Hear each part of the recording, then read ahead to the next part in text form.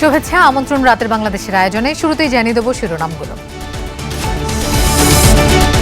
Appeal বিভাগের স্থিতাবস্থা জারির পরও কোটা বিরোধীদের বাংলা ব্লকেড, সিদ্ধান্ত চায় নির্বাহী বিভাগ থেকে। ধৈর্য ধরার আহ্বান মন্ত্রীদের। আমাদের আগামীকালকের কর্মসূচি বিকাল 3:30টা থেকে প্রতিটি রাজপথে, প্রতিটি রেল লাইনে শিক্ষার্থীরা বাংলা ব্লকের কর্মসূচি অব্যাহত রাখবে। সুপ্রিম কোর্ট একটা কথা বলছেন, তাদের যদি কোনো গ্রিভান্স থাকে তারা যেন এখানে এসে পক্ষ হয়ে তারা বলতে পারে, সেটাও কিন্তু তাদের আদেশে এটা আছে। আদালতের নির্দেশ অনুযায়ী যার শিক্ষা প্রতিষ্ঠানে ফিরে যাওয়ার অনুরোধ করছি।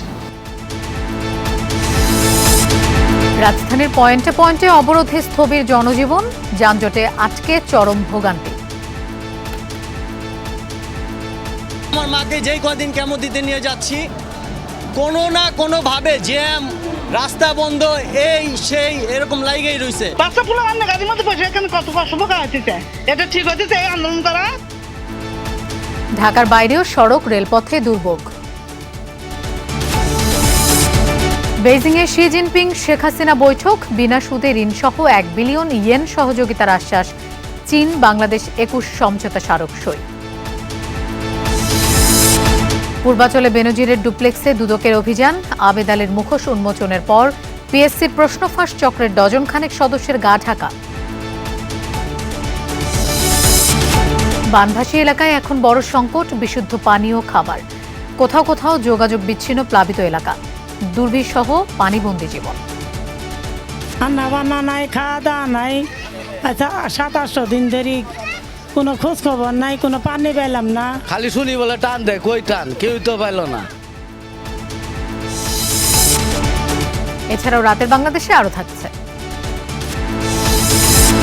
ইউরোর দ্বিতীয় সেমিতে রাতে নেদারল্যান্ডসের মুখোমুখি ইংল্যান্ড, আর্জেন্টিনার প্রতিপক্ষ হতে কোপা আমেরিকায় লড়বে Colombia, Uruguay.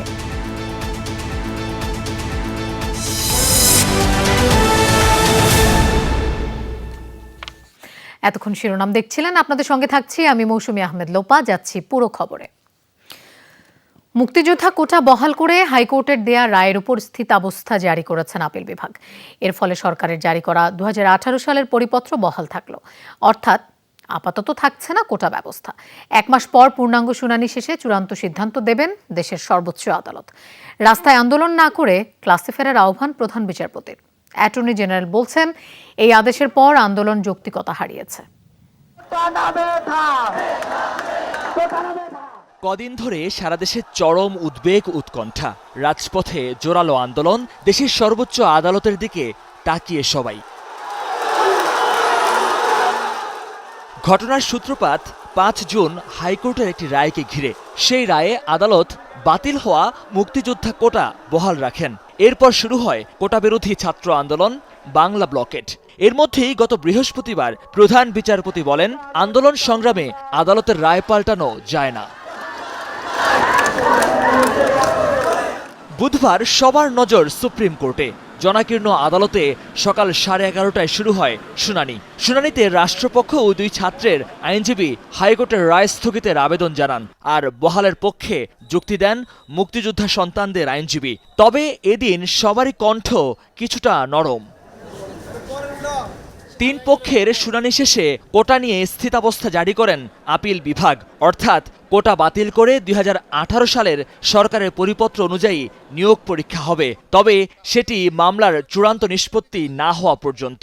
Stay and status quo technical word, stay অর্থ যা বোঝায় স্ট্যাটাস কোর অর্থ তাই বোঝায়। এই ব্যাপারে যে অবস্থায় আছে স্থিতি অবস্থায় থাকবে, হাইকোর্টের রায়ের কিন্তু কার্যকারিতা থাকবে না। সুতরাং হাইকোর্টের রায়ের কার্যকারিতা না থাকলে 18 সালের যে প্রজ্ঞাপন সেটা বহাল থাকবে, এটি স্ট্যাটাস, বরঞ্চ স্টের চেয়ে ভালো অর্ডার হয়েছে। এদিন আদেশে আন্দোলনরত শিক্ষার্থীদের ক্লাসে ফিরে যাওয়ার আহ্বান জানান প্রধান বিচারপতি। শিক্ষার্থীদের ক্লাসে ফেরাতে ব্যবস্থা নিতে বলা হয় স্ব প্রতিষ্ঠান কর্তৃপক্ষকে। শুনানিতে প্রধান বিচারপতি টকশো সমালোচকদের এক হাত নেন। মন্তব্য করেন, টকশোতে প্রতিনিয়ত কোমলমতি শিক্ষার্থীদের আন্দোলনে উস্কানি দেওয়া হচ্ছে। বলেন, টকশোর কথোপকথন শুনে মনে হয় তাদের তুলনায় জ্ঞানীগুণী আর কেউ নেই। বিচারকের আসনে যারা আছেন তারা কিছুই জানেন না। যেহেতু তাদের সুপ্রিম কোর্ট এটা বিবেচনায় নিয়েছেন এবং সুপ্রিম কোর্ট একটা কথা বলছেন, তাদের যদি কোনো গ্রিভান্স থাকে তারা যেন এখানে এসে পক্ষ হয়ে তারা বলতে পারে, সেটাও কিন্তু তাদের আদেশে এটা আছে। আন্দোলন আর করার এবং জনদুর্ভোগ বাড়ানোর কোনো যৌক্তিক কারণ এখন আর নাই তাদের কাছে। 7 আগস্ট মামলাটি ফের শুনানির জন্য উঠবে দেশের সর্বোচ্চ আদালতে। প্রতিবাদকারী শিক্ষার্থীদের কোনো বক্তব্য থাকলে তা লিখিত আকারে জমা দিতে বলেছেন প্রধান বিচারপতি। মহিউদ্দিন মধু, যমুনা নিউজ, ঢাকা। কোটা সংস্কারে এক দফা দাবি বাস্তবায়নে নতুন কর্মসূচি ঘোষণা করেছে বৈষম্য বিরোধী ছাত্র আন্দোলন। বৃহস্পতিবার বিকেল 3:30 থেকে রাজধানী সহ সারা দেশে গুরুত্বপূর্ণ পয়েন্টে বাংলা ব্লকেট কর্মসূচি পালনের ঘোষণা দেয় শিক্ষার্থীরা। সন্ধ্যায় শাহবাগে সংবাদ সম্মেলনে এই কর্মসূচি ঘোষণা করা হয়। কোটাকে সংস্কার করার একটি কমিটমেন্ট আমাদেরকে দেওয়া হয়, কিংবা একটি নির্বাহী আদেশ দেওয়া হয়, কিংবা একটি ত্রুটিহীন পরিপত্র জারি করা হয়, সেটা যদি কালকে সকালেই করা হয়, আমরা আপনাদেরকে কথা দিচ্ছি আপনাদের সাথে আজকের পর আমাদের আর রাজপথে দেখা হবে না। আমাদের আগামী কালকের কর্মসূচি বিকাল 3:30 থেকে বাংলাদেশের প্রতিটি আনাচে কানাচে, প্রতিটি রাজপথে, প্রতিটি রেল লাইনে শিক্ষার্থীরা বাংলা ব্লকেট কর্মসূচি অব্যাহত রাখবে। এর আগে রাজধানী ঢাকা সহ সারা দেশে দিনভর বাংলা ব্লকেট কর্মসূচি পালন করেন আন্দোলনরত শিক্ষার্থীরা। তারা বলেন, আপিল বিভাগের আদেশকে তারা সম্মান জানালেও কোটা সংস্কার চান নির্বাহী বিভাগের কাছে।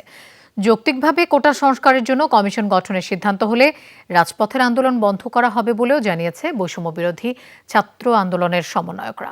সকাল থেকে রাজধানীর 17টি গুরুত্বপূর্ণ পয়েন্টে যান চলাচল বন্ধ করে দেন শিক্ষার্থীরা।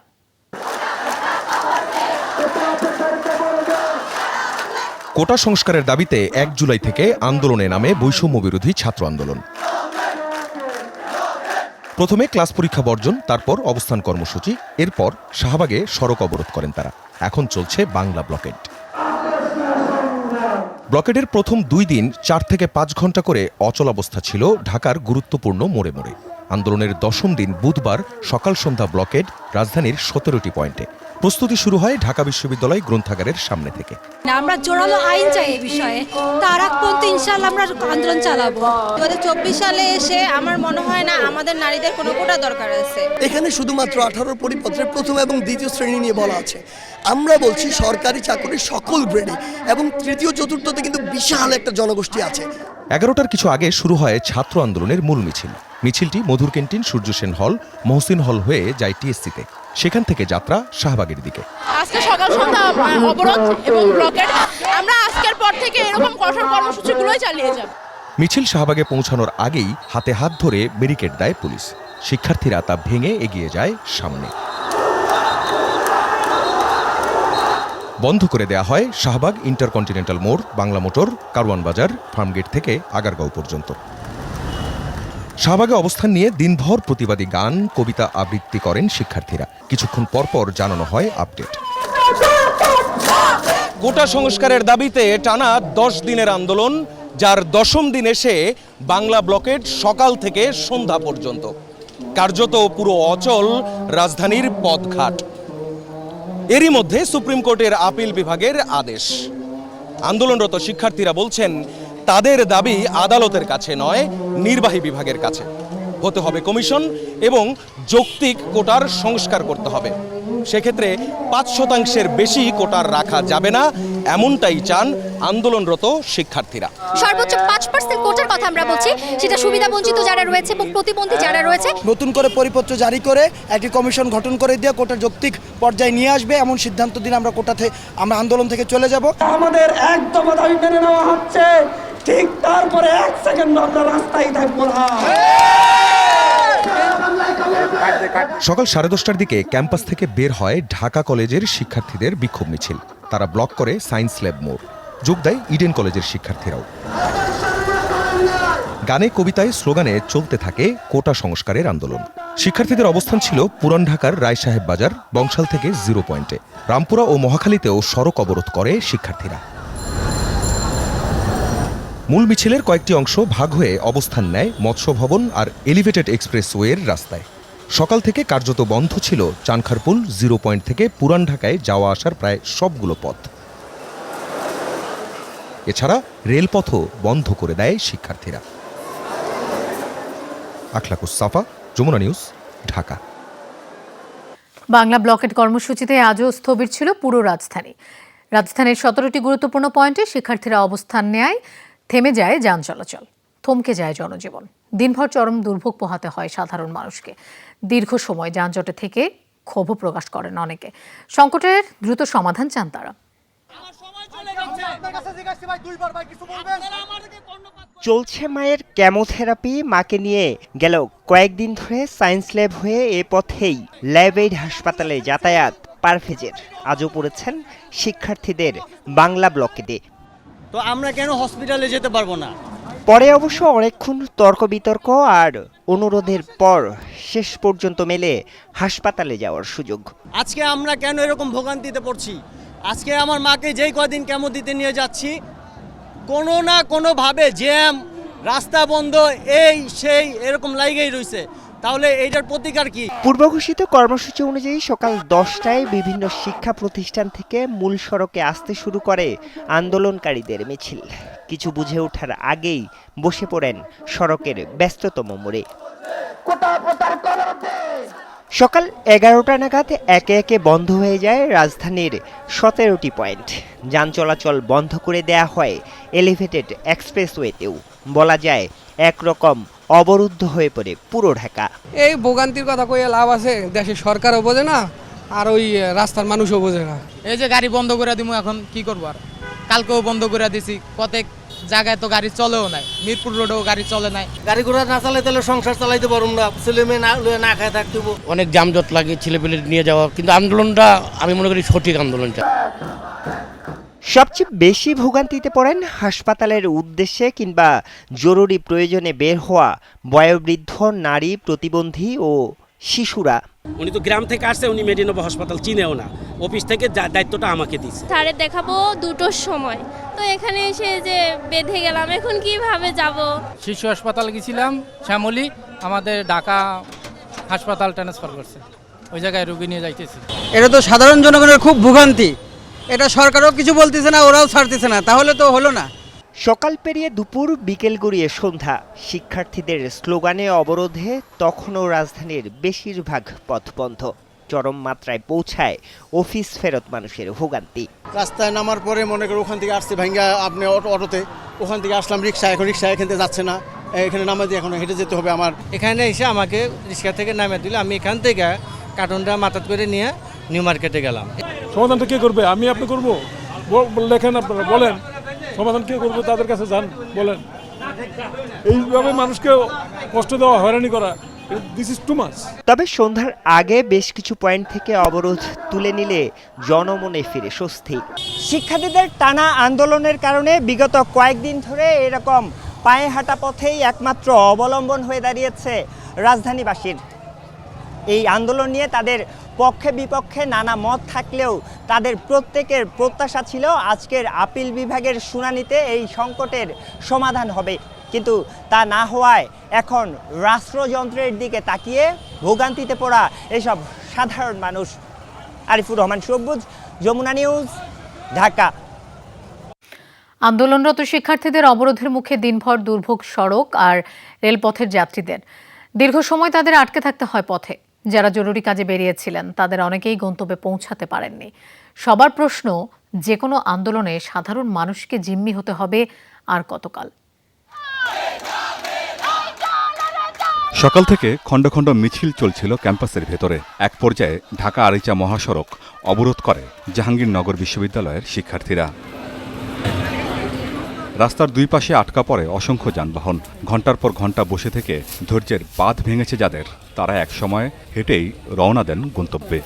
দেখতেছি যে গাড়ি বন্ধ, পরে হাইটে দেখতেছি যে আমি যাবো নবীনগরে আর কি। বাচ্চা পুলো আমার গাড়ির মধ্যে বসে এখানে কত কষ্ট ভোগা হইতেছে, এটা ঠিক হইতেছে এই আন্দোলন করা? আমাদের দুর্দশার কথা কেউ বলার মতো না, মনে হয় দেশের যুদ্ধ শুরু হয়েছে। একটা টাইম দেওয়া হোক, যে টাইমে গাড়িগুলো ছাইরা দেওয়া যাক, মানুষের কষ্ট না হোক, এরকম কোনো একটা ব্যবস্থা করে আন্দোলন করুক। দুর্ভোগের এই চিত্র সারা দেশে। ঢাকা ময়মনসিংহ রেলপথ অবরোধ করে বাংলাদেশ কৃষি বিশ্ববিদ্যালয়ের শিক্ষার্থীরা। ঢাকা থেকে জামালপুরগামী তিস্তা এক্সপ্রেস ট্রেন আটকে রাখেন তারা। চট্টগ্রামে সড়ক ও রেলপথ অবরোধের কারণে দীর্ঘ সময় স্টেশনে আটকা পড়েন দূর গন্তব্যের যাত্রীরা। যে অবস্থা, যে একটা ভোগান্তি, যে বলার বাইরে, মানে বাচ্চা নিয়ে অনেক কষ্ট হইতেছে ভাই। নরসিংদী যাওয়ার কথা, কিন্তু এখনো ট্রেনটা টাইম মতো আসে নাই। বাচ্চা খুব অসুস্থ, আমি বাচ্চার জন্য এই যে ডাব নিয়ে যাচ্ছি, ওষুধ নিয়ে যাচ্ছি, বাচ্চা এখন যেতে পারতেছি না বাসায়। মানুষকে কষ্ট দিয়ে কেন বারবার কোনো কিছু আদায় করতে হয়? হ্যাঁ, উপর মহল কি দেখতেছে না যে কোনটা রাইট কোনটা রং? সিলেটে সড়ক মহাসড়কে যাত্রীরা অবরুদ্ধ হয়ে পড়েন শিক্ষার্থীদের আন্দোলনের কারণে। দীর্ঘ সময় তাদের পথেই অপেক্ষা করতে হয়। বাইরের রুগী হসপিটালে আমি যাইতেছিলাম, আমার বাইরে এই 10 মিনিট লাগিয়ে দেখতে পাচ্ছি না, মারা গেছে। হাঁটি হাঁটি আইতেছি, গাড়ি তো মিলতেছে না, অবস্থা খুবই খারাপ, ফুলে গেছে হাঁটায়। 2.5 ঘন্টা ধরে নৌবা, আমরা ওই যাইতাম অনেক দূর গিয়া ও আবার রিটার্ন ঘুরতাম, তো রাতকালে মাল সামানো লইয়া গেলে সমস্যা না নিয়ে তারা সারেরই না আমরা ওনাদের পাও ধরা মাতে ধরা, ওনারা সারেন না। ঢাকা চট্টগ্রাম মহাসড়কে বাংলা ব্লক কর্মসূচি পালন করে কুমিল্লা বিশ্ববিদ্যালয়ের শিক্ষার্থীরা। কোটা সংস্কারের দাবিতে সড়ক অবরোধ করে রাজশাহী, খুলনা ও বরিশাল বিশ্ববিদ্যালয়ের ছাত্রছাত্রীরা। আমিন বাবু, যমুনা নিউজ। রাস্তায় বসে থেকে দাবি আদায় করা সম্ভব হবে না, তাই চূড়ান্ত রায়ের আগ পর্যন্ত জনদুর্ভোগ তৈরি হয় এমন কর্মসূচি না দিতে শিক্ষার্থীদের অনুরোধ জানিয়েছেন সরকারের কয়েকজন মন্ত্রী। অনুরোধ করেছেন ক্লাসে ফিরে যেতে। কোটা ইস্যুতে আদালতের নির্দেশনার পর প্রতিক্রিয়ায় মন্ত্রীরা জানান, সরকার ও পুলিশ শিক্ষার্থীদের পাশে আছে, তবে শিক্ষকরা ধর্মঘটে থাকায় শিক্ষার্থীরা কোথায় ক্লাস করবে সে বিষয়ে স্পষ্ট কোনো উত্তর ছিল না তাদের কাছে। কোটা সংস্কার আন্দোলন চলাকালীন অবস্থাতেই সরকারি চাকুরিতে কোটা বহাল করে হাইকোর্টের দেয়া রায়ের উপর স্থিতাবস্থা জারি করেন আপিল বিভাগ। এরপরে চলমান আন্দোলন এবং রায়ের বিষয়ে নিজেদের প্রতিক্রিয়া তুলে ধরেন সরকারের মন্ত্রীরা। আইনমন্ত্রী যমুনা টেলিভিশনকে বলেন, দেশে গণতন্ত্র আছে বলেই শিক্ষার্থীরা আদালতে যেতে পারছে। আশা সেখানেই তারা যৌক্তিক ও ন্যায্য বিচার পাবেন। আমাদের দেশে গণতন্ত্র আছে বলেই তারা আদালতে গেছে, আদালত জিনিসটা বিবেচনা করবে। আমার বিশ্বাস যৌক্তিক ন্যায্য বিচার আদালত করবে, এবং আমি অনুরোধ করব ছাত্রদেরকে যে ছাত্রদের যে কাজ লেখাপড়া করা সেটা করার জন্য। দুপুরে দলের এক আলোচনায় স্বরাষ্ট্রমন্ত্রী বলেন, তরুণ প্রজন্মের সাথে সরকারের বিরোধ নেই। জনদুর্ভোগ সৃষ্টি না করে আদালতের সিদ্ধান্তের উপর আস্থা রাখার জন্য শিক্ষার্থীদের প্রতি আহ্বান জানান তিনি। আপনারা ধৈর্য ধরে, আপনাদের আইন শৃঙ্খলা বাহিনী কিংবা দেশের সরকার আপনাদের বিরুদ্ধে নয়, আমরা আপনাদের শক্তিতেই শক্তিমান। আপনারা ভবিষ্যৎ প্রজন্ম আপনাদেরকে দেশকে নেতৃত্ব দেবেন। আপনাদের ধৈর্য, আপনাদের জ্ঞান, আপনাদের সব কিছুই থাকতে হবে। আপনারা এইরকমভাবে যদি রাস্তায় বসে পড়েন তাহলে তো জনগণের দুর্ভোগ হবে। আপনার বাবা মা, আপনার আত্মীয় স্বজনও সেই দুর্ভোগে পড়বেন। একই বিষয়ে দুপুরে দলের সভাপতির রাজনৈতিক কার্যালয়ে সংবাদ সম্মেলন করেন ওবায়দুল কাদের। জনদুর্ভোগের মতো কর্মসূচি পালন না করে শিক্ষার্থীদের ক্লাসে ফেরার অনুরোধ জানান তিনি। মানুষের দুর্ভোগ সৃষ্টি হতে পারে, এ ধরনের কর্মসূচি পরিহার করে আদালতের নির্দেশনা অনুযায়ী যার শিক্ষা প্রতিষ্ঠানে ফিরে যাওয়ার অনুরোধ করছি। তবে বিশ্ববিদ্যালয়ের শিক্ষকরাও ধর্মঘটে থাকায় শিক্ষার্থীরা কোথায় ক্লাস করবে এমন প্রশ্নের কোনো স্পষ্ট উত্তর ছিল না আওয়ামী লীগ সাধারণ সম্পাদকের কাছে। বিশ্বাস অচিরে সমস্যার সমাধান। ভাস্কর ভাদুরী, যমুনা নিউজ, ঢাকা। চীন বাংলাদেশের মধ্যে সই হলো 21টি সমঝোতা স্মারক চুক্তি এবং 7টি ঘোষণাপত্র। এর মাঝে 2টি সমঝোতা স্মারক হয়েছে পুনর্নবায়ন। মূলত কৌশলগত অংশীদারিত্ব ব্যাপক সহযোগিতামূলক অংশীদারিত্বে উন্নীত হতেই দুদেশের এই উদ্যোগ। দুপুরে বেইজিংয়ের গ্রেট হল অব দি পিপলসে প্রধানমন্ত্রী শেখ হাসিনা এবং চীনের প্রধানমন্ত্রী লি কিয়াংয়ের উপস্থিতিতে এসব স্বাক্ষরিত হয়। পরে চীনের প্রেসিডেন্টের সাথে পৃথক বৈঠক করেন প্রধানমন্ত্রী শেখ হাসিনা। সেখানে বাংলাদেশকে 1 বিলিয়ন ইয়েন সহযোগিতার আশ্বাস দিয়েছেন শি জিনপিং। চীন সফরের তৃতীয় ও শেষ দিন স্থানীয় সময় সকাল 11টায় দি গ্রেট হল অব পিপলসে প্রধানমন্ত্রী শেখ হাসিনাকে লাল গালিচা সংবর্ধনা জানান সে দেশের প্রধানমন্ত্রী লি কিয়াং। দেয়া হয় গার্ড অব অনার। শেখ হাসিনাকে রাষ্ট্রীয় অভ্যর্থনা জানিয়ে তোপধ্বনি হয় 21 বার। এরপরই দ্বিপাক্ষিক বৈঠকে বসেন দুই সরকার প্রধান। বৈঠক শেষে প্রধানমন্ত্রীদের নেতৃত্বে প্রতিনিধি দলের সাথে সমঝোতা স্মারক নিয়ে আলোচনা হয়। 21টি সমঝোতা স্মারক সইয়ের ব্যাপারে সম্মত হয় উভয় পক্ষ। প্রধানমন্ত্রীদের উপস্থিতিতে হয় স্বাক্ষর। এবারে সফরে বেশ কয়েকটি নতুন সমঝোতা স্মারক সই হয়েছে, যেখানে রয়েছে আর্থিক, প্রযুক্তি, কৃষি, অবকাঠামো সহ বেশ কিছু বিষয়ের সমঝোতা। এছাড়া দুদেশের মুক্ত বাণিজ্য চুক্তির সম্ভাব্যতা যাচাই সহ 7টি ঘোষণাপত্র স্বাক্ষরিত হয়। মাননীয় প্রধানমন্ত্রী বাংলাদেশের 100 ইকোনমিক জোন এবং বঙ্গবন্ধু শিল্প পার্ক সহ শিল্প নগর সহ 100 ইকোনমিক জোনে চায়নার ইনভেস্টমেন্টের আহ্বান জানিয়েছেন। একই সাথে চায়নার জন্য যে ডেডিকেটেড একটি এক্সপোর্ট প্রসেসিং জন্য যে জায়গা বরাদ্দ দেওয়া হচ্ছে সেটিও উল্লেখ করেছেন মাননীয় প্রধানমন্ত্রী। চীন সরকারের তরফ থেকে নগদ 1 বিলিয়ন চীনা মুদ্রা অর্থ সহযোগিতার ঘোষণাও দেন চীনের প্রধানমন্ত্রী। এছাড়া ব্রিক্সে যোগ দেওয়ার ব্যাপারে চীনের তরফ থেকে প্রতিশ্রুতির কথাও জানান পররাষ্ট্রমন্ত্রী। চীনের মাননীয় প্রধানমন্ত্রী বাংলাদেশকে $1 বিলিয়ন ইকোনমিক অ্যাসিস্ট্যান্স দেওয়ার কথা ঘোষণা করেছেন এবং তিনি বলেছেন যে বাংলাদেশের সাথে সম্পর্ককে তারা অত্যন্ত মূল্য দেয় এবং বাংলাদেশ পৃথিবীর যে কয়েকটি দেশে তাদের ইঞ্জিনিয়ারিং অ্যাসিস্ট্যান্স সবচেয়ে বেশি, তার মধ্যে বাংলাদেশ একটি। পরে বেইজিংয়ের গ্রেট হলে চীনের প্রেসিডেন্ট শি জিনপিং এর সঙ্গে সাক্ষাৎ করেন প্রধানমন্ত্রী শেখ হাসিনা। বাংলাদেশকে বিনা সুদে ঋণসহ আর্থিক খাতে সহযোগিতা করার জন্য খুব শিগগিরই প্রতিনিধি দল বাংলাদেশ ভ্রমণ করবে বলে জানিয়েছেন চীনের প্রেসিডেন্ট। রোহিঙ্গা ইস্যু সমাধানে চীন আরও জোরালো ভূমিকা রাখবে বলেও প্রতিশ্রুতি দেন তিনি। এ সময় বাংলাদেশে সুনীল অর্থনীতিতে চীনা বিনিয়োগের আহ্বান জানান প্রধানমন্ত্রী শেখ হাসিনা। তাওহিদ মিথুন, যমুনা নিউজ। নারায়ণগঞ্জের রূপগঞ্জে সাবেক আইজিপি বেনজির আহমেদের মালিকানাধীন একটি বাড়িতে অভিযান চালিয়েছে দুদক। জানায় এখন থেকে জেলা প্রশাসন বাড়িটির রিসিভার হিসেবে দায়িত্বে থাকবে। প্রায় 5 ঘন্টার অভিযান শেষে নারায়ণগঞ্জের অতিরিক্ত জেলা প্রশাসক শফিকুর আলম জানান, বাড়ির ভেতর সকল ধরনের ফার্নিচার ও ব্যবহৃত জিনিসপত্রই সাধারণ মানের। কোনো ধরনের মালামালি জব্দ করা হয়নি বাড়িটি থেকে। সাভানা ইকো রিসোর্ট নামের এই স্থাপনাটি পূর্বাঞ্চলে 24 কাঠা জমির উপর একটি বিলাসবহুল ডুপ্লেক্স ভবন। গত 6 জুলাই সিলগালা করে নিয়ন্ত্রণে নেয়ার পর ভবনটির ভেতরে আজ অভিযান চালানো হয়। বেনজির আহমেদের বিরুদ্ধে অবৈধ সম্পদ অর্জনের মামলায় এই অনুসন্ধান চালায় দুর্নীতি দমন কমিশন। সরকারি চাকরির পরীক্ষার প্রশ্ন ফাঁস চক্রের বিরুদ্ধে অভিযানের খবরে গা ঢাকা দিয়েছে আরও 1 ডজনেরও বেশি সদস্য। এরা সবাই সরকারি কর্ম কমিশন পিএসসির কিনা সে বিষয়টি নিশ্চিত না করলেও তাদের ধরতে অভিযান চালাচ্ছে সিআইডি। একই সাথে প্রশ্ন ফাঁসের সুবিধা নিয়ে চাকরি পাওয়া বেশ কিছু সরকারি কর্মকর্তাদেরও খোঁজ পেয়েছে তারা। ধরা পড়া সাবেক গাড়ি চালক আবেদ আলী সহ কয়েকজন জবানবন্দিতে নাম বলেছেন তাদের। তবে পিএসসি থেকে কোনো প্রশ্নপত্র ফাঁস হয়নি বলে সংস্থাটির চেয়ারম্যান দাবি করলেও গ্রেফতার হওয়া 5 কর্মচারীকে এরই মধ্যে বরখাস্ত করা হয়েছে। আরও জানাচ্ছেন আব্দুল্লাহ তুহিন। লটারিটা করি এই সিস্টেম, এইটা একমাত্র আল্লাহ ছাড়া লটারির আগে এটা যে 3 নাম্বার উঠবে কারো পক্ষে সম্ভব না।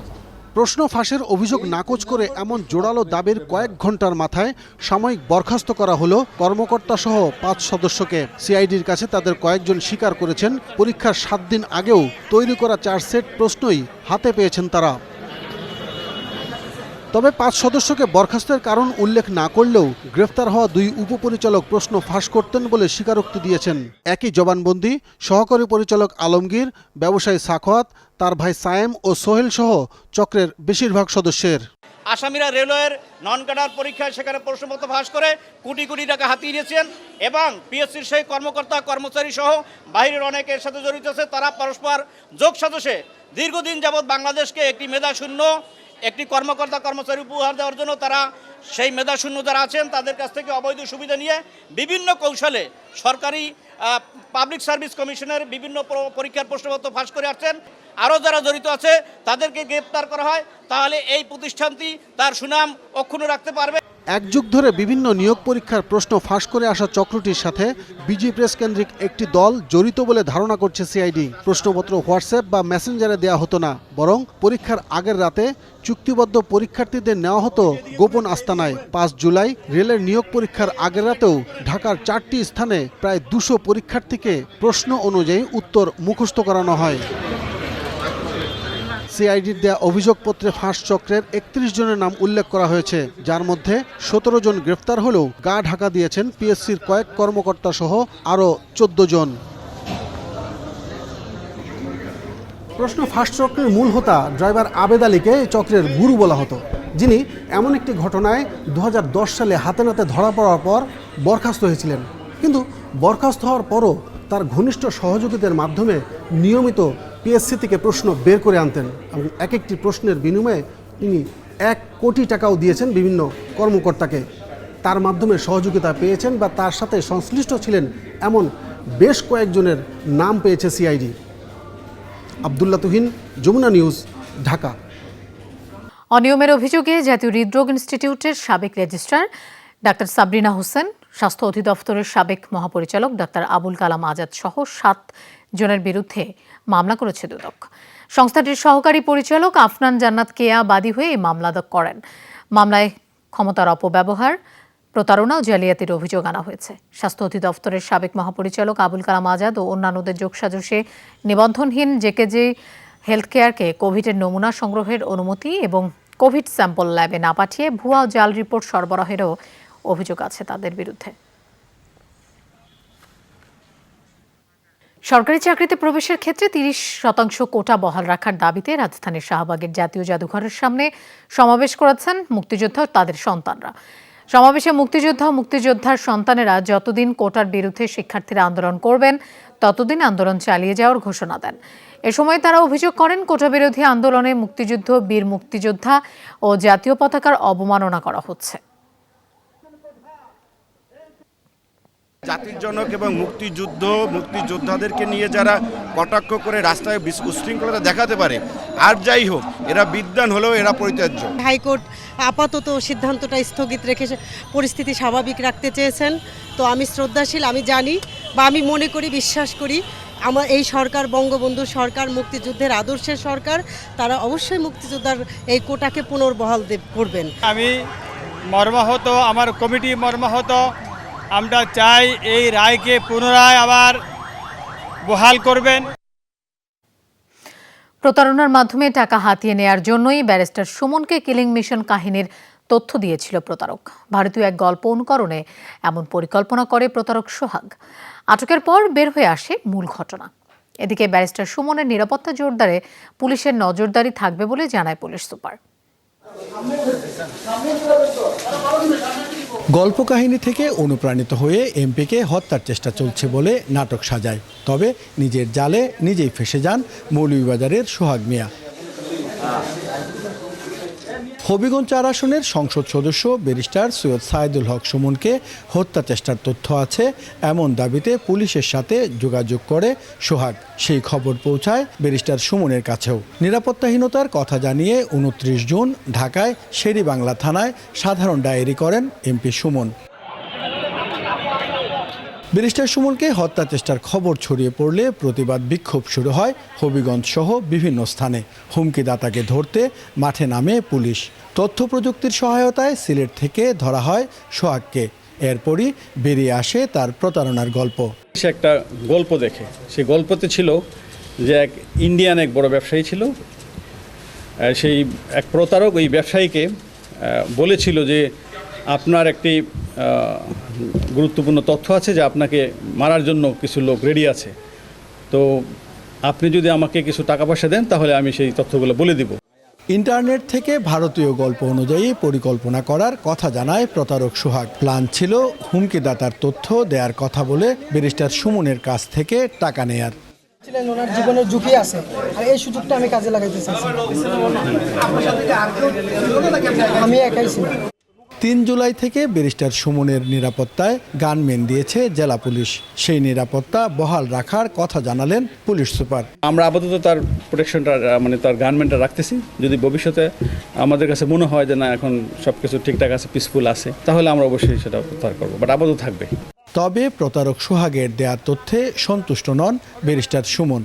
প্রাথমিকভাবে ওরা যে যার নাম্বার পাইছিল এই নাম্বার থেকে তো তারে ধরছে, কিন্তু এখন ফুল এরা তো এখন রিমান্ড চাইবে। রিমান্ডে নিয়ে কি আসে না আসে, আমার ফ্যাক্টর হচ্ছে কি অল ইনক্লুসিভ একটা রিপোর্ট বেরোইতে হবে যে আদৌ এটা, আমি তো মনে করতেছি যে এটা পুরাপুরি কনক্লুসিভ একটা কি না আসা পর্যন্ত আর্লি কনক্লুশনে যাওয়া ঠিক হবে না।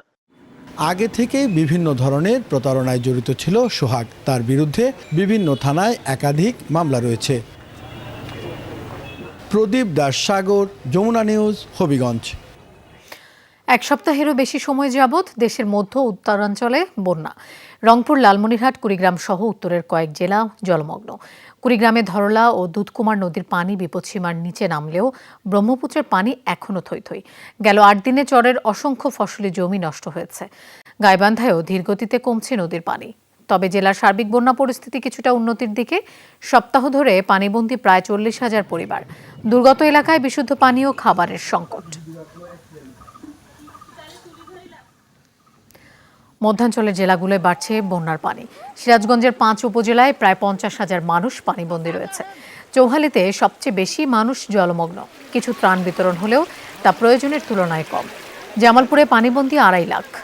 জেলার ১৫টি আশ্রয়কেন্দ্রে ঠাঁই নিয়েছে ৩৫০০ বানভাসী। প্লাবিত এলাকাগুলোয় বিচ্ছিন্ন যোগাযোগ। একদিনের বৃষ্টিতে সুনামগঞ্জে নদ নদীর পানি কিছুটা বেড়েছে। হাওরে সৃষ্টি হয়েছে জলাবদ্ধতা। জেলার ১২ উপজেলার নিম্ন ও হাওড়াঞ্চলের ৪ লাখ মানুষ পানিবন্দী। সুনামগঞ্জ তাহিরপুরের অসংখ্য সড়ক ডুবে আছে। অন্যদিকে সিলেটে নদীর পানি কমলেও বন্যা কবলিত কুশিয়ারা তীরের এলাকা পানিবন্দী প্রায় ৫ লাখ মানুষ। ত্রাণ সংকটে আশ্রয়কেন্দ্রে মানবেতর জীবনযাপন করছেন ৯,০০০-এর বেশি মানুষ। ঢাকা বেইজিং রুটে চালু হলো এয়ার চায়না লিমিটেডের বিমান চলাচল। বর্ণাঢ্য আয়োজনের মধ্য দিয়ে এই ফ্লাইট কার্যক্রমের উদ্বোধন করেন বিমান পরিবহন ও পর্যটন মন্ত্রী মোহাম্মদ ফারুক খান। শাহজালাল আন্তর্জাতিক বিমানবন্দর থেকে রাত ১০টা ১০ এয়ার চায়নার প্রথম ফ্লাইট বেইজিংয়ের উদ্দেশ্যে ছেড়ে যায়। এ সময় যাত্রীরা বলেন, আগে এই রুটে বাংলাদেশ থেকে বিমান না চলায় বেশ কষ্ট পোহাতে হতো। তবে এখন খুব সহজে এবং কম খরচে বেইজিং যাওয়া যাবে।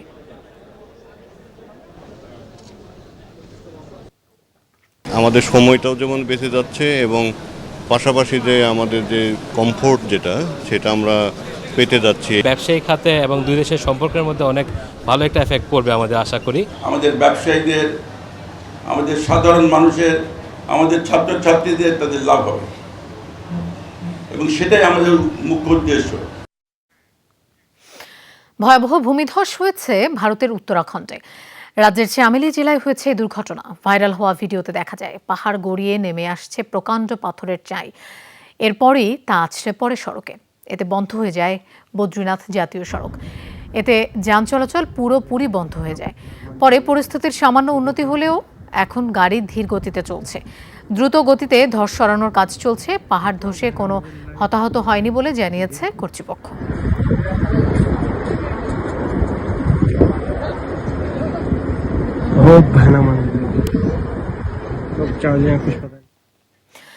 ইউরোর দ্বিতীয় সেমিফাইনালে আজ ইংল্যান্ডের বিপক্ষে মাঠে নামবে দুর্দান্ত ফর্মে থাকা নেদারল্যান্ডস। জার্মানির ডর্টমুন্ড শহরে খেলাটি শুরু হবে বাংলাদেশ সময়ে রাত ১টায়। এদিকে কোপার দ্বিতীয় সেমিফাইনালে কাল ভোর ৬টায় উরুগুয়ের মুখোমুখি হবে দারুণ ফর্মে থাকা কলম্বিয়া। নর্থ ক্যারোলাইনার ব্যাংক অব আমেরিকা স্টেডিয়ামে মুখোমুখি হবে দুই দেশ।